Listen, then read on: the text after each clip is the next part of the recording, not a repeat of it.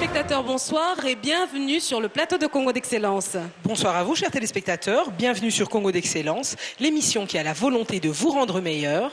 Vous rendre meilleur, mesdames et messieurs, pour vous donner une vie meilleure. Nous vous l'avons dit, nous vous le répétons et nous vous le répéterons encore. Congo d'Excellence veut vous armer des valeurs, des bonnes valeurs qui feront de vous, demain, les artisans de nouvelles performances nationales et de l'émergence de la République démocratique du Congo aux horizons de 2030. Je vous rappelle que ces valeurs sont au centre des secrets et des clés de la réussite. Et croyez-nous, chers téléspectateurs, nous allons une à une vous les faire découvrir. Nous sommes donc là encore, à nouveau. Nous prenons d'ailleurs l'habitude de le faire avec vous pour un nouveau partage d'expérience qui pourra continuer de vous enrichir et surtout de vous éclairer sur la manière dont vous pourrez émerger et avec vous, toute la nation. Et sachez que vous demeurez, chers téléspectateurs, les principaux acteurs de cette émergence. Et Christelle Dibata pour vous servir à nouveau dans ce nouveau numéro de Congo d'Excellence. Merci encore à vous tous d'être toujours aussi nombreux à vous joindre à cet échange. C'est bien Congo d'Excellence, l'émission qui a la volonté de vous rendre meilleur pour vous donner une vie meilleure. Nathalie Faudry pour vous accompagner. Bienvenue chers téléspectateurs sur le plateau de Congo d'Excellence. Nous sommes pour ce soir et surtout pour ce numéro ici même à l'Académie de Beaux-Arts, ce qui vous donne déjà une certaine idée de l'identité de notre invité, celui qui va donc nous guider sur les traces de son expérience et surtout de ses faits marquants. Eh bien avant de commencer cette belle découverte, je tiens tout d'abord à ce que nous puissions saluer ensemble nos différents intervenants. Bonsoir à vous et bienvenue sur le plateau de Congo d'Excellence. Bonsoir à tous et n'oublions pas bien entendu de saluer notre public fidèle. Bonjour à tous. Comment vous allez aujourd'hui? Ça va? Ok. Eh bien voilà, nous n'allons plus vous faire attendre. Nous allons recevoir notre invité. Vous l'avez bien compris, il s'agit d'un maître, mais pas n'importe lequel. Suivez cet élément.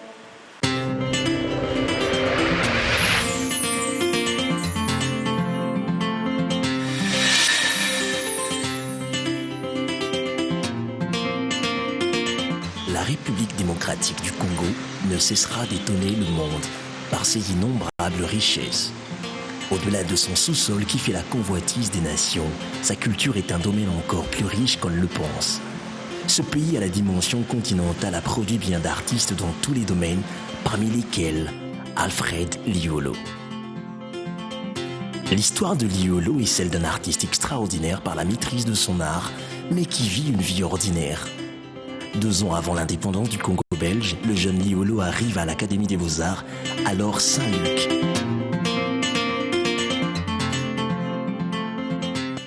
Le chemin de cet artiste congolais a croisé celui de plusieurs dans des circonstances bien particulières.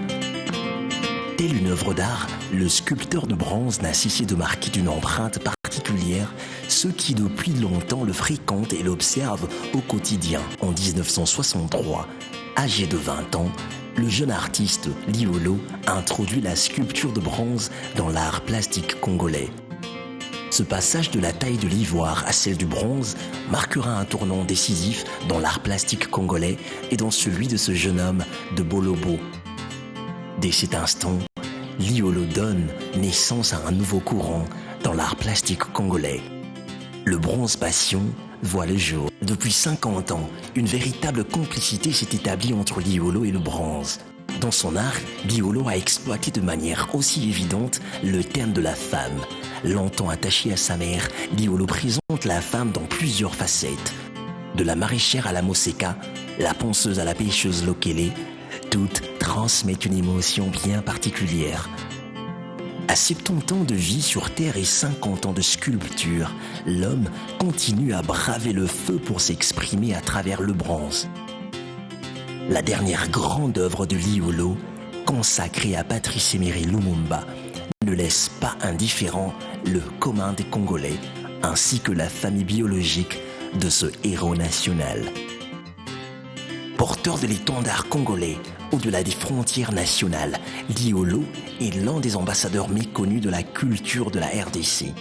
Au bout de 50 ans de carrière de ce fils du pays, les spécialistes sont unanimes sur le fait que l'histoire de l'art au Congo ne peut s'écrire sans le nom d'Alfred Liolo.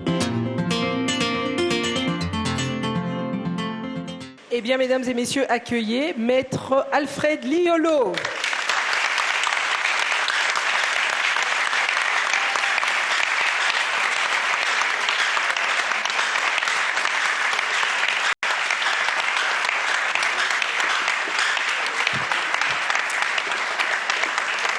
Eh bien, Maître Alfred Liolo, bonsoir et soyez encore le bienvenu sur le plateau de Congo d'Excellence. Bonsoir, bonsoir. Bonsoir maître, j'ai envie de dire merci d'avoir répondu à notre invitation et d'une certaine manière, c'est vous qui nous recevez puisque nous sommes dans votre repère, oserais-je dire. Merci également de m'avoir associé à cette grande fête et je crois qu'on va passer une belle soirée. Tout à fait. Alors, vous avez pu suivre le portrait. Un peu comme vous jugez vos étudiants qui font des bustes, le trouvez-vous ressemblant? Oui, c'est ça. C'est ça.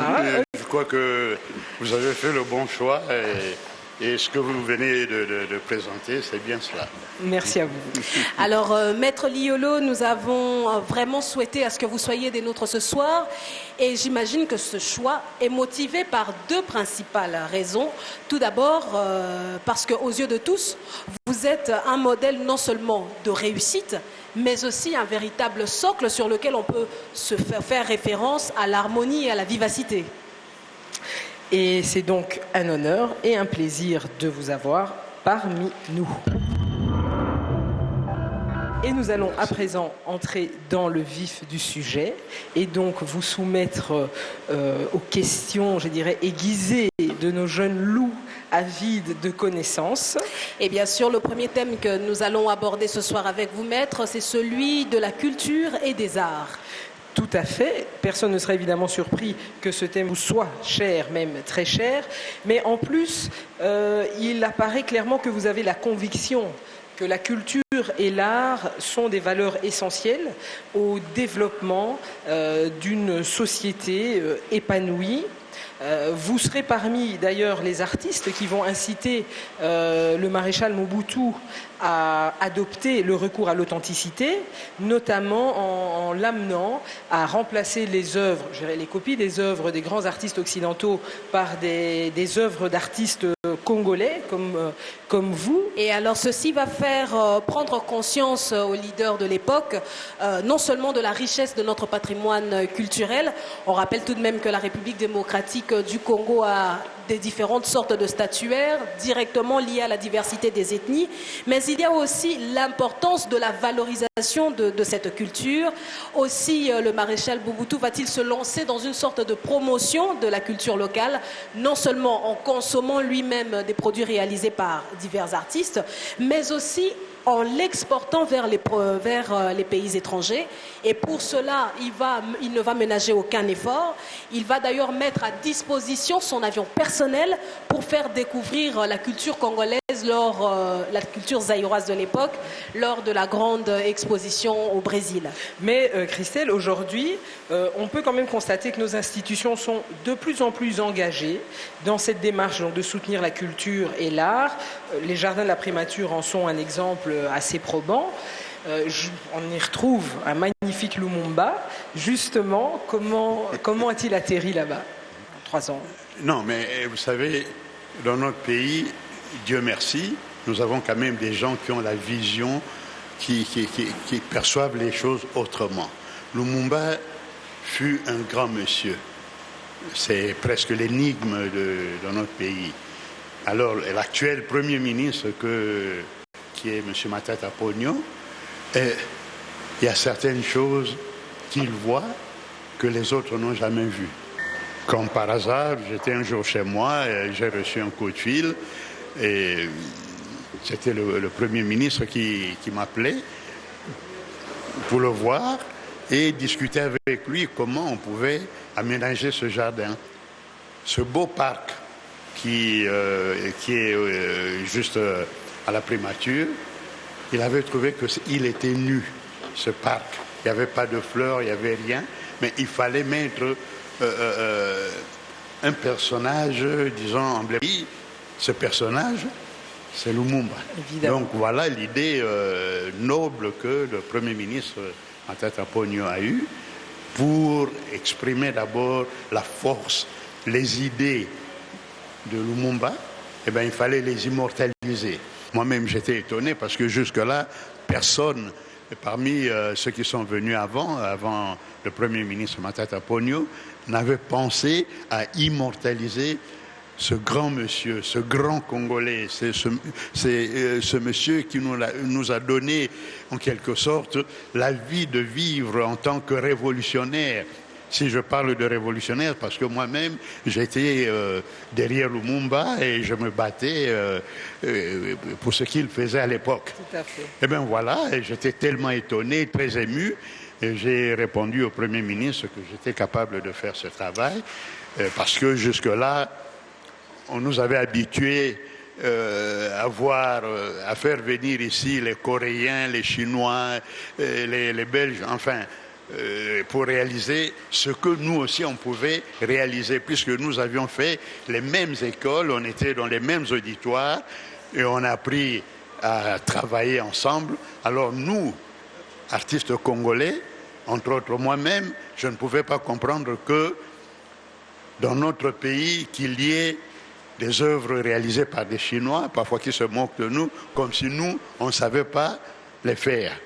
Alors j'ai exprimé tous ces avis au Premier ministre, il m'a compris, il m'a demandé de faire un projet et j'ai fait le projet. Et voilà, aujourd'hui, le projet est réel, il est là, dans ce beau jardin.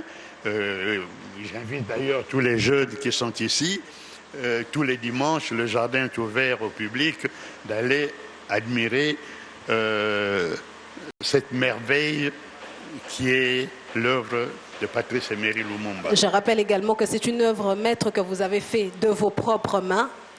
Je l'ai réalisée de mes propres mains avec évidemment la collaboration de mes étudiants, parce qu'une œuvre de cette importance-là, seule, on ne peut pas la réussir, il faut quand même faire appel aux jeunes. Voilà. Non, il y a des jeunes ici, je ne veux pas citer les noms pour ne pas créer la jalousie entre les jeunes, mais ils étaient là, ils ont travaillé avec moi pendant 6 mois et on a réalisé cette œuvre. Et aujourd'hui, c'est une fierté, non seulement pour moi, mais pour l'Académie des Beaux-Arts, qui est notre institution, notre alma mater. C'est ici que j'ai touché à l'argile, c'est ici que j'ai appris à dessiner. Et c'est ce que j'invite aussi les étudiants de faire la même chose pour qu'eux, demain aussi, puissent immortaliser ceux qui sont là aujourd'hui. Merci. Voilà. Nous passons tout de suite à la série de questions-réponses. Nathalie Faudery, et nous allons commencer en premier avec celle de Marcus. Bonjour Maître Liolo. Bonsoir. Je reprends au nom de Marcus Kazadi. Je suis licencié ici à l'Académie de Beaux-Arts en communication visuelle. Et présentement, je suis graphiste designer dans une société de communication. Ma question est plus une question de curiosité. Je voulais juste savoir pourquoi vous considérez la culture et l'art comme important dans la construction d'une identité nationale forte et épanouissante. Bon, écoutez, je crois que vous avez déjà défini la culture et art avant même que je le dise. Félicitations, parce que merci.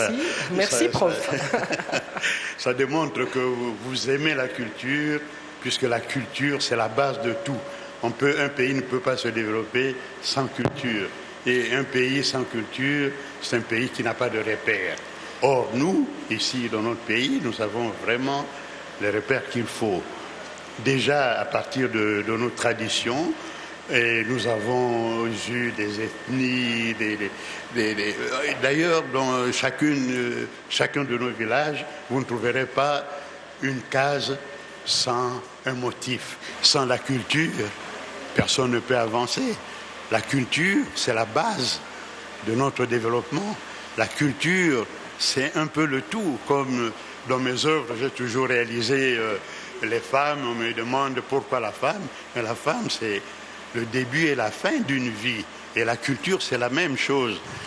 Un pays sans culture, c'est un pays sans repères. Or, un grand pays comme le nôtre, la RDC, mais c'est un grand pays, un continent. Et dans chacune de nos régions, vous avez pas mal de belles choses. Si vous allez chez les Kuba, et les Yaka, les Teke, les Chokwe, mais la première chose qui vous frappe, c'est de voir la décoration.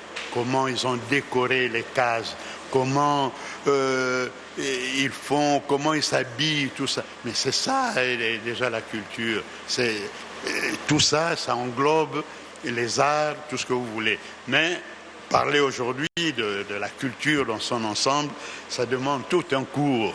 Alors, pour ne pas passer beaucoup de temps là-dessus, je crois que les quelques éléments que je viens de vous énumérer là, c'est ça qui font le fondement même de notre vie.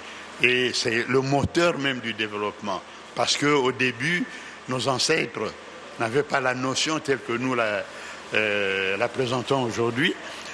Le vieux du village, chez les Yaka, les Teke, les Kuba ou quoi, eh ben, il se réveillait, il trouvait un morceau un tronc d'arbre, eh ben, il ramassait ce tronc d'arbre avec des outils rudimentaires, il essayait un peu de créer quelque chose, il chantait, il rigolait, mais à la fin de compte, c'était devenu une œuvre d'art. C'est ça qui est très important. Et aujourd'hui, on reconnaît ce grand pays, bien que nous n'avons pas de musée ici au pays.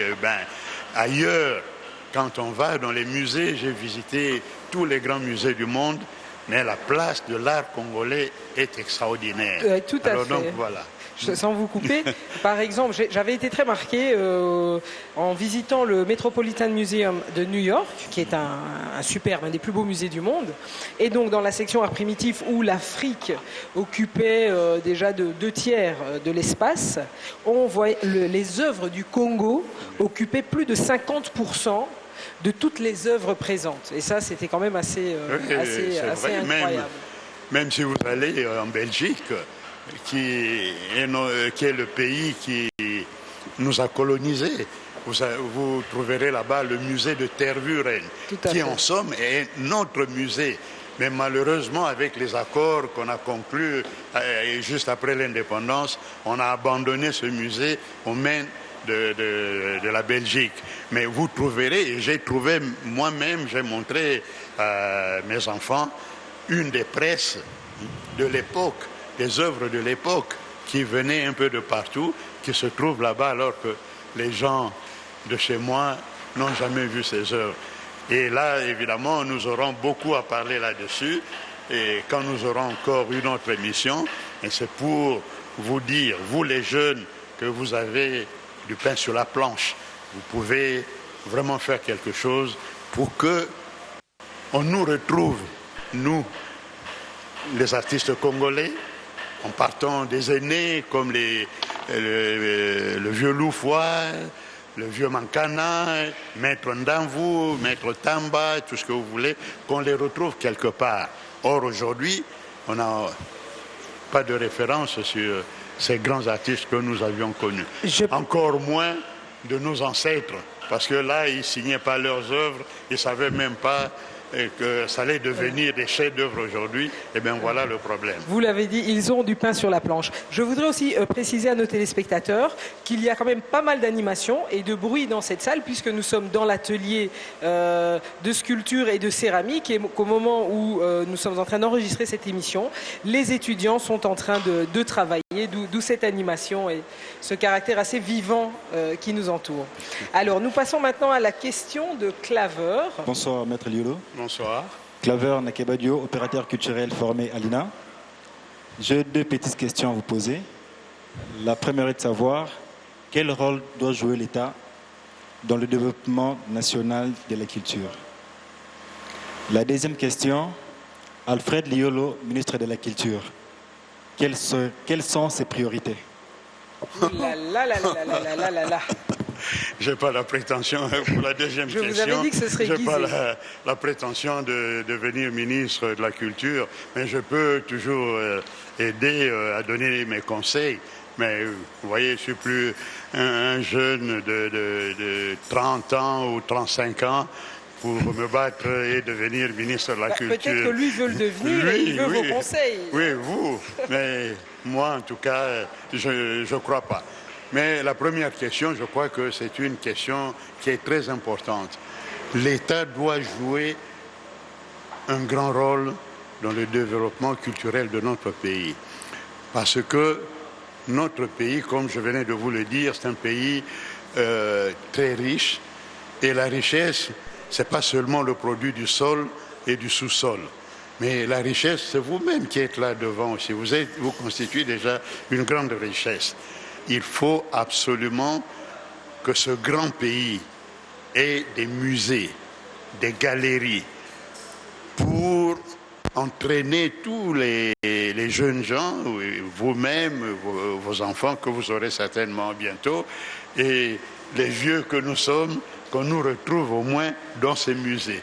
Sans le musée, on ne peut pas penser à un développement culturel de notre pays.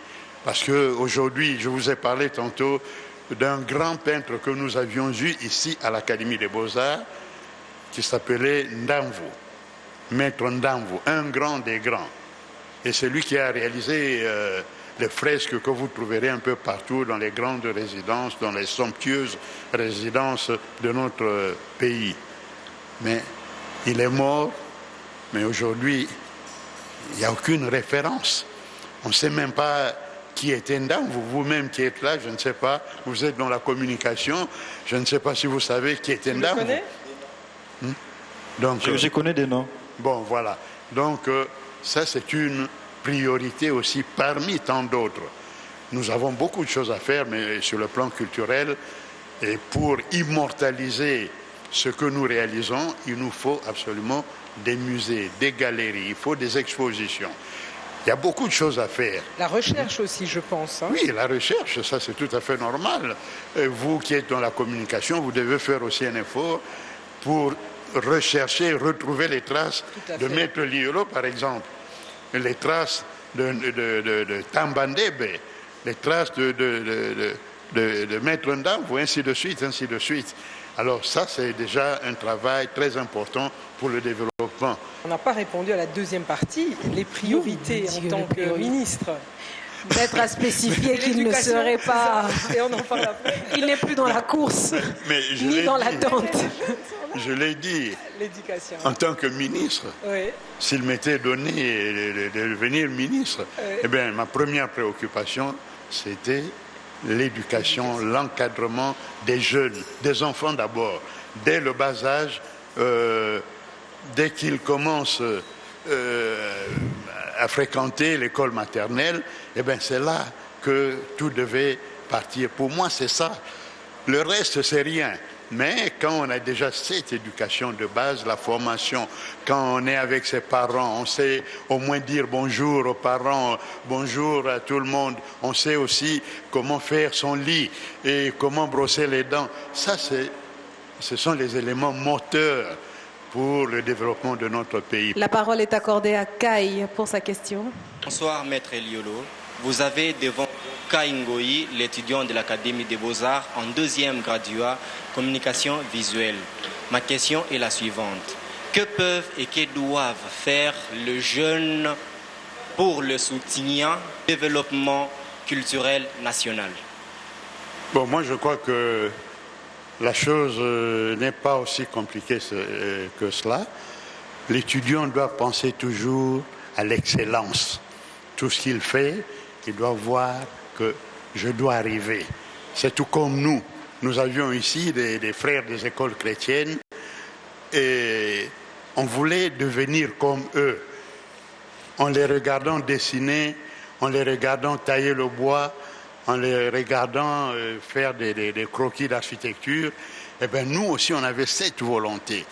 Pourquoi lui, pourquoi pas moi? Et c'est cet effort-là que chacun de nous, chacun de vous doit faire. Parce que le plus souvent, vous vous limitez à des choses inutiles. Quand j'entre ici le matin, ou quand je quitte les ateliers le soir, eh bien, celui-là a son poste radio, l'autre a un DVD, et c'est la cacophonie. Or, vous venez ici, c'est un sanctuaire où on doit apprendre à emmagasiner beaucoup de choses, à suivre le professeur, parce que le professeur qui vient, il quitte sa maison, il vient ici pour vous transmettre ses connaissances. Alors vous devez le suivre.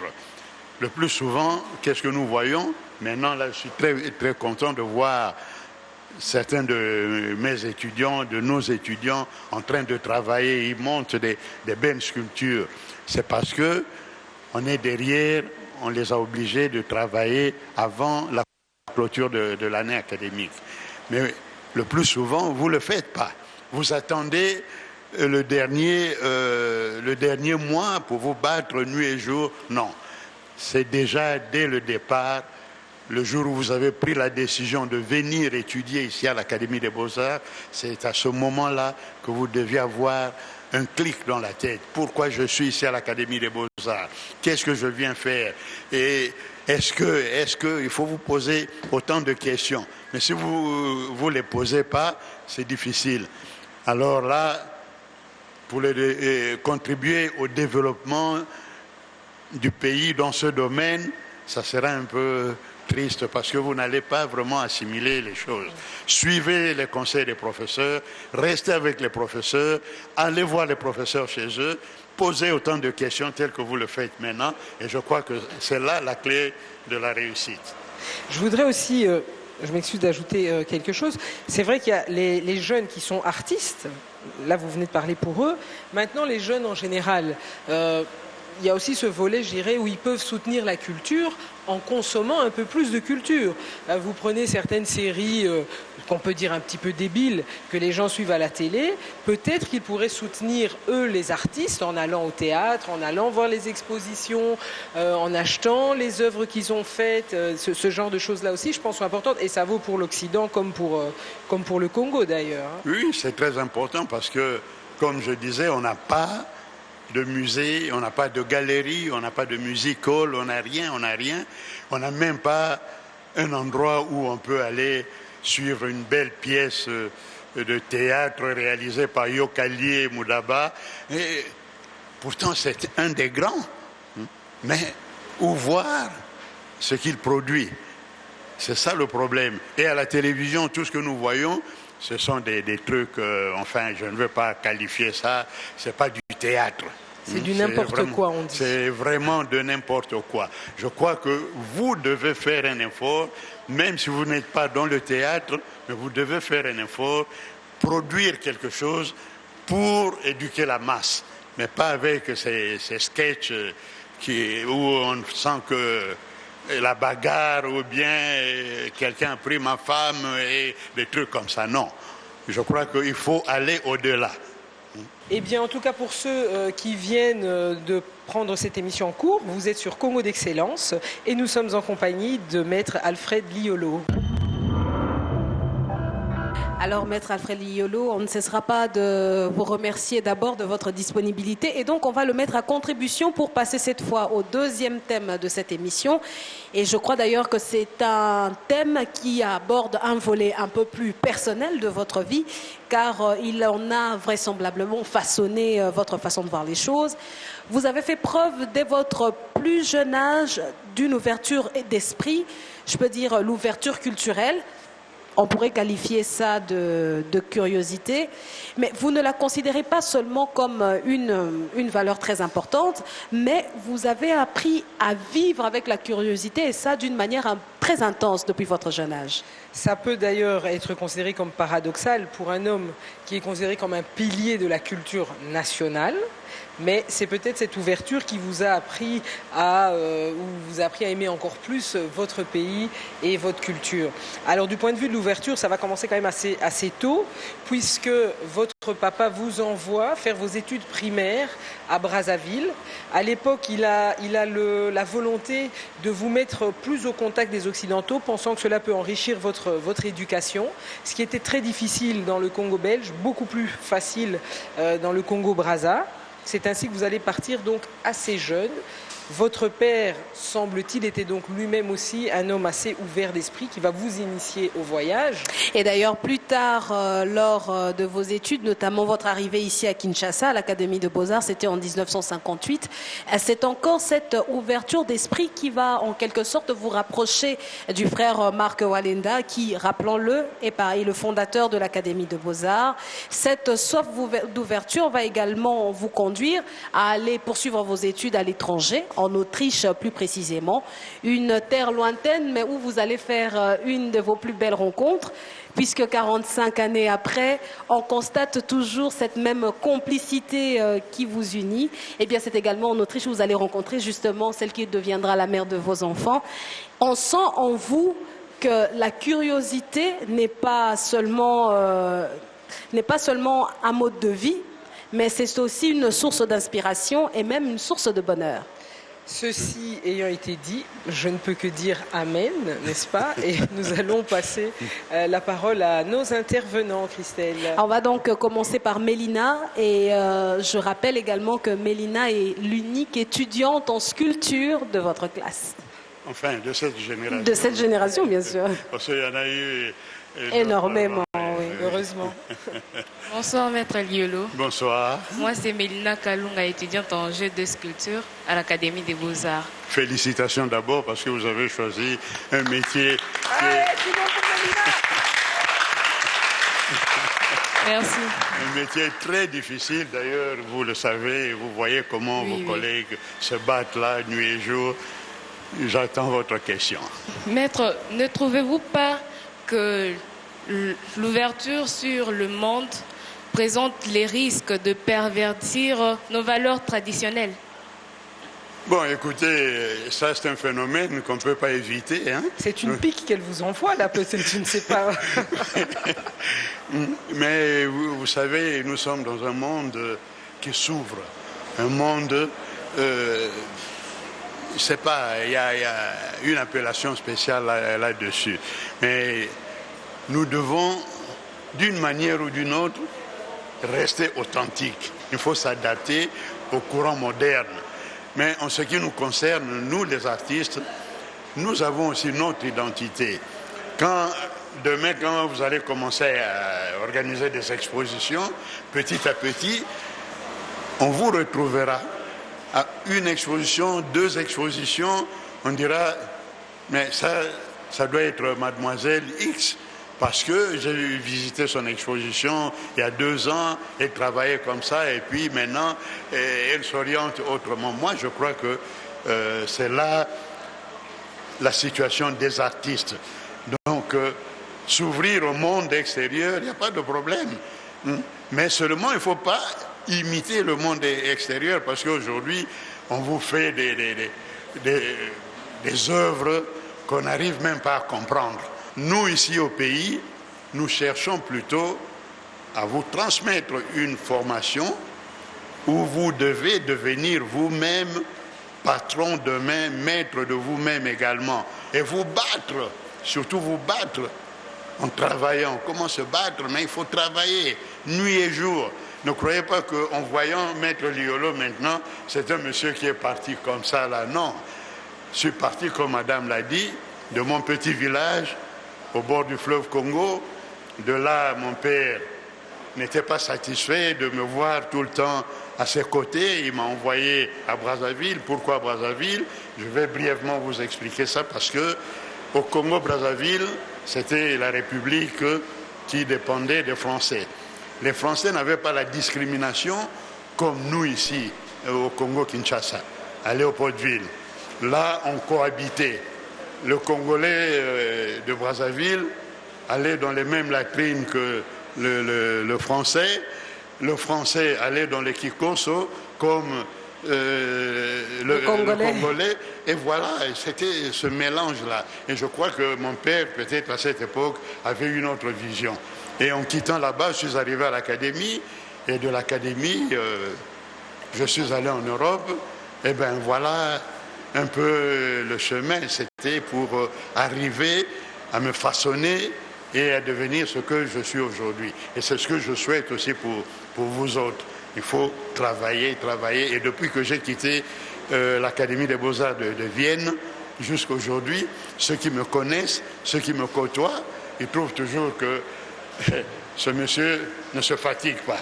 Il travaille nuit et jour. Je suis enseignant, je viens ici dialoguer avec vous autres ici, vous transmettre mes connaissances, mais à la maison, je travaille, je ne me repose pas. Donc, c'est ça ma réussite en quelque sorte, que vous devez aussi essayer de vous battre demain.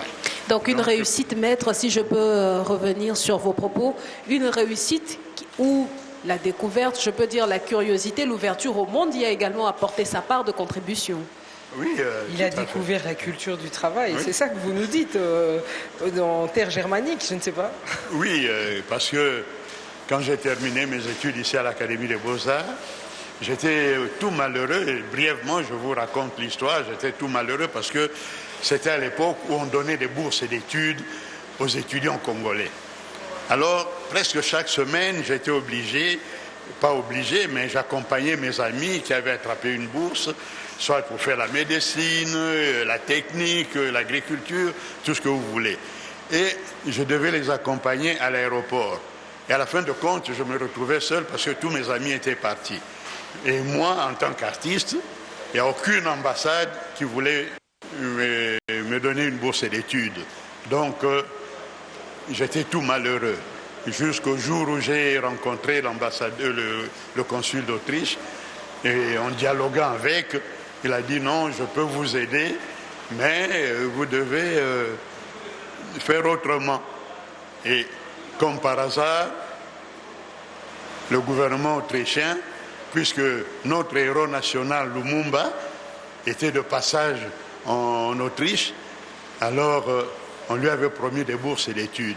Et voilà, les 15 bourses sont arrivées et le consul me dira, écoutez, j'ai des bourses ici, mais il n'y a rien pour toi. Et pour les beaux-arts, il n'y a rien. Ce n'est pas une priorité pour le pays. Mais j'étais un peu astucieux. Je lui ai dit, bon, quelles sont ces bourses? Il y a des bourses pour la médecine, tout ça. Il y a l'agriculture. Moi, j'ai dit, ah, il y a l'agriculture, mais mettez-moi en tant qu'agriculteur, parce que je suis dans le domaine de la culture. Ah, mais non, mais là-bas, comment vous allez faire? Et puis finalement, il a adhéré à cette idée-là. Et j'ai rempli les papiers, tout ça. Et voilà que j'arrive en Autriche en tant qu'agriculteur. Et là-bas, on me reçoit, bon, étudiant en agriculture. Mais j'ai dit non, et là, moi, je fais les beaux-arts, je suis sculpteur. Donc, je veux devenir sculpteur. Ah non, mais dans les conventions, il n'y avait pas ça. Mais finalement, il y avait un monsieur qui dira, bon, écoutez, vous êtes déjà là, on ne va pas vous remballer au pays. Mais comme vous avez fait l'Académie des Beaux-Arts de Kinshasa, le niveau de l'Académie ne correspond pas à l'Académie des Beaux-Arts de Vienne. Et on va vous envoyer dans une province. Je suis allé dans une province, la deuxième ville la plus importante après Vienne. Et là, mes professeurs étaient épatés, étonnés de voir que j'avais beaucoup plus de connaissances que mes collègues que j'avais trouvés, mes collègues européens, parce que j'étais l'unique Congolais à être inscrit dans cet institut, dans cette école. Et voilà, après 2 ans, ils ont dit non, monsieur, il a des talents, tout ça, il faut qu'il aille continuer à Vienne. C'est comme ça que je viendrai à Vienne, où j'ai fait 4 ans non-stop, avec une bourse d'études non-stop également. Donc voilà, c'est cette volonté d'aller de l'avant. Et c'est cette volonté que je recommande aussi à la jeunesse. Il faut vous battre. Le reste, ça viendra après. Moi, aujourd'hui, bon, je peux franchement vous dire que je ne regrette rien d'avoir choisi le métier de sculpteur et devenir aujourd'hui un personnage que vous appréciez et pas comme les autres qui vous chantent du matin au soir de n'importe quoi, mais nous laissons des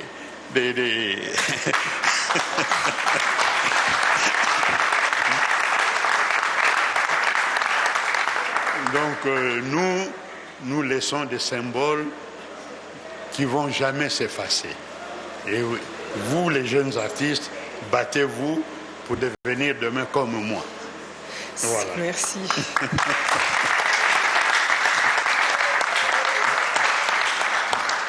Un véritable leçon de courage, Nathalie, de persévérance, de patience, mais surtout et avant tout, la quête de l'excellence et surtout le travail. Par-dessus tout. Tout à fait. Eh bien donc, nous allons passer maintenant à la question de Larissa. Bonsoir, Maître Eliolo. Bonsoir. Je réponds au nom de Larissa Mbavou. Je suis graduée en journalisme et actuellement, je suis journaliste et reporter de l'agence de multimédia Pictogramme. Que vous a apporté votre mariage avec une femme de culture totalement différente et que peut nous apporter l'ouverture sur le reste du monde? Bon, ne croyez pas, ma chère étudiante, que en se mariant avec une femme étrangère, et que le bonheur est là. C'est pas vrai. Le bonheur n'est pas là. Mais dans tout ça, c'est question de cœur. Il faut savoir choisir. Et évidemment, parfois on fait un mauvais choix. Mais pour moi, c'était peut-être ce qu'on dira une prédestinée. J'ai connu ma femme qui est avec moi depuis plus de 40 ans. On était encore des étudiants. Moi, je suis arrivé, un nègre de l'Afrique centrale qui arrive dans un pays aussi développé, le pays de Mozart, le pays de Haydn, le pays de Beethoven. Moi qui ne connaissais rien, moi qui courais derrière les antilopes, et bien voilà. Et voilà, je me retrouve dans un pays où il y a des buildings, il y a des trams, il y a tout ce que vous voulez. Et je me disais, ouf. Mais voilà qu'un jour, on se retrouvait dans un foyer d'étudiants pour apprendre la langue, tout ça. Et j'ai eu le courage d'aborder cette demoiselle. Et au-delà de la langue est née autre chose. Ça va venir. Alors, bon, on a bavardé, tout ça. Et je lui ai demandé de m'aider à apprendre l'allemand et puis elle, le français, petit à petit. Et voilà, c'est parti. Et depuis ce jour, on est toujours ensemble. Elle a terminé ses études, moi j'ai terminé les miennes. Et je devais rentrer au pays. Mais avant de rentrer, mon professeur, qui m'avait beaucoup soutenu à l'Académie des Beaux-Arts de Vienne, avait trouvé en moi des qualités d'un étudiant qui avait quelque chose à donner. Alors il m'a demandé si je ne pouvais pas être son assistant. Eh bien, être assistant, là-bas c'est bon, hein, parce que ça paye bien d'abord, et puis c'est pas comme dans d'autres cieux.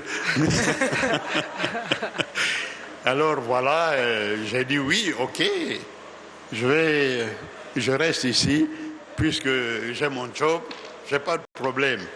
Mais voilà qu'un jour, j'apprendrai à la radio que le nouveau président de l'État congolais fait une tournée en Europe. Alors comme j'étais presque le seul étudiant congolais à Vienne, parce que les autres avaient fui, tous ceux qui voulaient faire la médecine, la technique, ils ont abandonné. Ah, jusqu'aujourd'hui. Ah oui, apparemment, hein, on découvre là. Jusqu'aujourd'hui, je ne sais pas dans quel trou ils vivent en Europe. Dans quel bar ils traînent, c'est ça la question. Ils n'ont pas terminé les études, ils sont là, des étudiants éternels. Oui. Bon, moi j'ai réussi quand même. Alors donc, pour revenir à nos moutons, je me suis dit, bon, je suis presque l'unique étudiant, je m'improvise président des étudiants congolais en Autriche. Alors j'ai pris mon train, je suis allé jusqu'en Allemagne, à Tegernsee, et là j'ai trouvé beaucoup d'étudiants qui sont venus de partout, de l'Allemagne, de la Suisse, de la Belgique. Tout le monde voulait voir ce président. Et qui était ce président? C'était le président Mobutu. Mais avant d'en arriver là, on avait un problème, puisque j'ai fait les Beaux-Arts, et les amis que j'ai trouvés là-bas, les Marocains, je sais pas moi, toutes sortes d'Africains là, ils me disaient, ah mais et toi, qu'est-ce que tu fais ici? Je fais les Beaux-Arts. Tu quittes l'Afrique pour venir faire les Beaux-Arts ici, mais quelle branche des Beaux-Arts? Je dis, je fais la sculpture. Oh, mais chez nous, en Afrique, on n'apprend jamais à faire les bikeko, tout ça, et c'est automatique. Et toi, tu quittes le pays vraiment pour venir apprendre ces bikeko ici. J'ai dit, ah, moi j'aime ça. Et quand nous sommes arrivés devant le président Mobutu qui était là, et il y avait une table ronde, et il commençait à poser la question à chacun de nous. Monsieur, qu'est-ce que vous faites ici en Europe? Oh, je suis étudiant en médecine. Félicitations. Et vous? Ah, je suis technicien, je serai ingénieur en ceci, en cela. Félicitations. Et vous? Ah, bon. Quand ce fut mon tour, j'étais tellement gêné, je me suis dit, mais qu'est-ce que je vais dire? Puisque les amis déjà se moquent de moi parce que je fais les bikeko. Et lui qui est le président de la République, qu'est-ce qu'il va dire? Il va se moquer également de moi. Bon, j'ai pris mon courage entre les deux mains. Quand ce fut mon tour, je disais, monsieur, je dis oui, j'ai pris un terme vague, parce que je savais peut-être qu'il n'avait pas beaucoup d'inspiration. J'ai dit, bon, moi je fais les beaux-arts. Il me regarde, il me dit, tiens, les beaux-arts? J'ai dit oui. Quelle branche des beaux-arts? J'ai dit la sculpture. Oh, mais c'est très bien. Vous connaissez Maître Ndamvu? J'ai dit oui, c'est un collègue qui a étudié avec moi à l'Académie de Kinshasa. Lui, il est à Liège, moi je suis en Autriche. Ah, eh bien, si vous ne savez pas, Maître Ndamvu est déjà à Kinshasa. Il travaille, c'est lui qui décore toutes les façades de la ville de Kinshasa. Eh bien, faites vite. Si vous terminez, eh bien, regagnez le pays pour la reconstruction du pays dans ce domaine-là. Et je vous assure, mes chers jeunes étudiants, j'étais l'homme le plus heureux parce qu'il y avait la sueur qui commençait par là.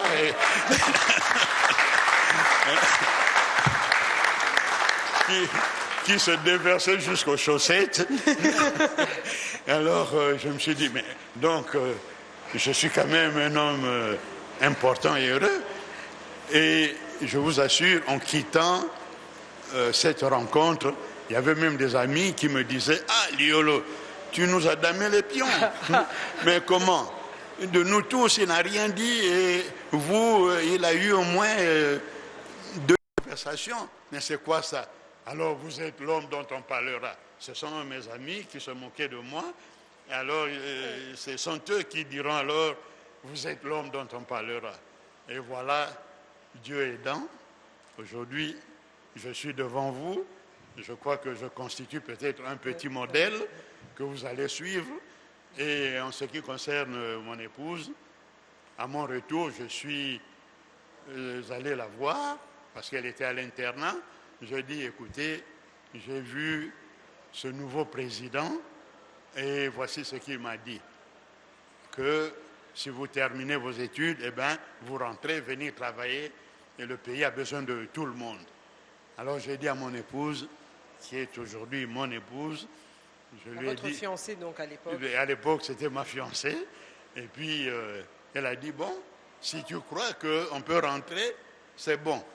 Mais tu dois savoir que je n'ai jamais été en Afrique, je ne connais pas l'Afrique, encore moins votre pays, mais comment je vais vivre là-bas? J'ai dit, ah, chez nous, on mange les chenilles, on mange les makelele et tout ça, et tu vas t'habituer. Elle a dit, bon, si vous mangez ça et que vous tenez encore le coup, vous vivez, eh bien, il n'y a pas de raison que moi je ne puisse pas les manger. Eh bien, voilà, je n'ai même pas mis, j'ai terminé mon stage en muséologie à Vienne, et puis je me suis dit, on part. J'ai pris une semaine, je suis arrivé ici une semaine avant, et puis la semaine qui suivait, elle est venue vraiment dans le noir, parce qu'elle n'a jamais vu l'Afrique, et jamais vécu avec les Africains, parce qu'en Autriche, l'Autriche n'a jamais eu de colonie. Donc voilà la situation. Elle est arrivée, eh bien, ce n'était pas facile, hein? Ça je vous le dis, parce qu'on habitait une petite chambre à Bandal, et avec mon cousin, et on était là à 3 sur le lit, et deuxièmement, on allait en toilette, ce n'était pas les toilettes comme là-bas, où on arrive, on peut même manger sa banane, mais là, vous y allez, vous avez les antennes qui sortent. Et ces antennes, c'était quoi? Les cancrelats, et puis... Bon, voilà. Alors là, une fois, elle a crié, et presque tout le quartier avait su. Qu'est-ce qui a envoyé les Mundele au lieu de rester chez elle là-bas? Elle vient ici à Monaboy. Bon, ça fait rien. Elle a supporté, et voilà, nous sommes là. Nous avons eu nos enfants ici. Mes enfants ne sont pas nés en Europe. Ils sont nés ici, aux cliniques Ngaliema. Et voilà. justement pour tout ce travail, cet amour, cette amitié nous a amenés jusqu'aujourd'hui. Et moi, pour faire mon travail, j'ai parfois besoin d'elle pour des conseils. Elle n'a pas fait les mêmes études que moi, mais elle m'aide. Et c'est ce que je demande à vous autres aussi. Vous allez vous marier demain. Il faudra être aussi l'assistante et la conseillère de votre futur mari. Donc voilà, c'est comme ça ma réussite. Ce n'est pas parce que je me suis marié avec une blanche, je pouvais avoir aussi une Congolaise avec un esprit d'ouverture extraordinaire. Donc ce n'est pas la couleur qui fait la réussite. Mais la réussite, c'est d'abord vous-même. Parce que même les gens aujourd'hui disent « Ah, j'étais l'homme de Mobutu ». Ce n'est pas du tout vrai. Moi, c'est parce que j'ai réalisé des œuvres qui lui a... il avait beaucoup d'appréciation sur ses œuvres et il a acheté. Il était un grand mécène, ça je le dis. C'est tout comme aujourd'hui, nous avons des grands mécènes. Je ne veux pas citer de nom, mais je prendrai un seul exemple. Monsieur Matata Pogno, c'est un grand mécène. À mon avis, nous apprenons à le découvrir. Ce n'est pas un monsieur qui a des châteaux en Europe, qui a vécu en Inde ou quoi, mais il a vécu ici au pays. Mais il a cette ouverture d'esprit que j'encourage. Je crois que vous pouvez, vous les artistes, au moins applaudir, parce que maintenant nous réalisons...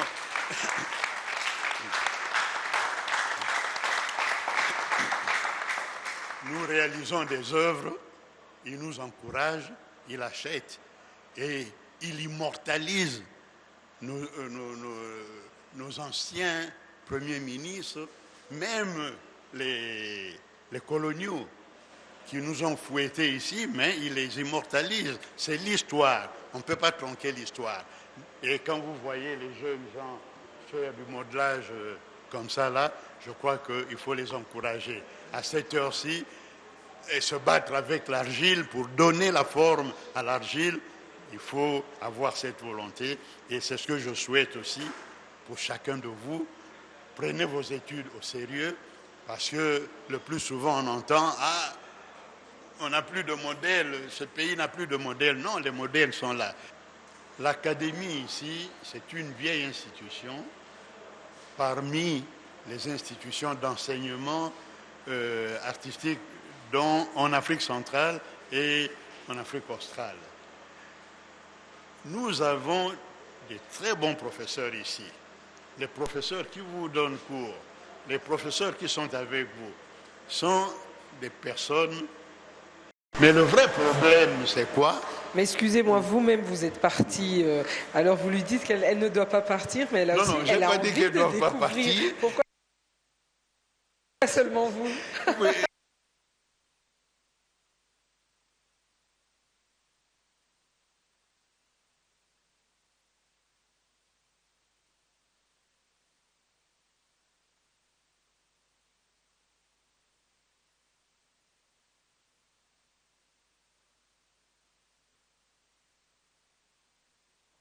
Mais